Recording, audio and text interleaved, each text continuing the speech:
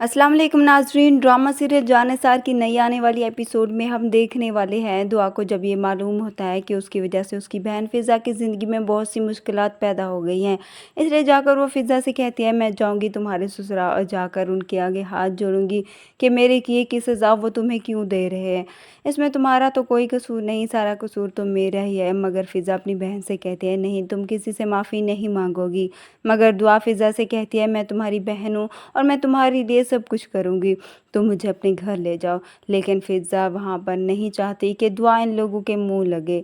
दूसरी तरफ दुआ जो बाबा साईं और नौशरवान की बातें सुन लेती है, जिससे उसे मालूम हो जाता है कि नौशरवान अभी तक फ़रहा से राब्ते में है।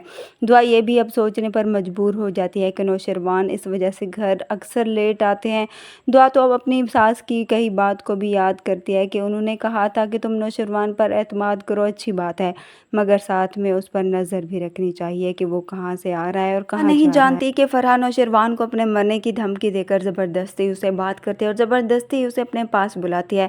दुआ जब देखती है कि फ़रहा अपनी हरकतों से बाज नहीं आ रही, तो अब वो खुद उसके पास जाने का फ़ैसला कर लेती है कि जो खुद जाकर वो उससे बात करेगी। लेकिन अब उससे पहले दुआ जाकर नौशरवान से बात करती है, उनसे कहती है, अगर आप फ़रहा से ताल्लुक़ ख़त्म नहीं कर सकते तो आप उससे अपना लें।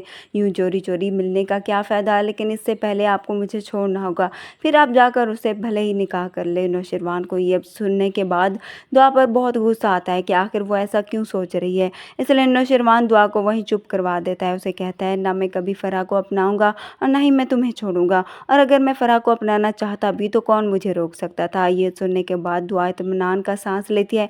उसे यकीन हो जाता है कि नौशरवान सिर्फ उसी का ही है। इसलिए वो फ़रहा के पास उसको सबक सिखाने उसके घर पहुंच जाती है। जब फ़रहा दरवाजे पर आती है तो दुआ को देखकर हैरान रह जाती है कि ये वो यहाँ पर क्या कर रही है।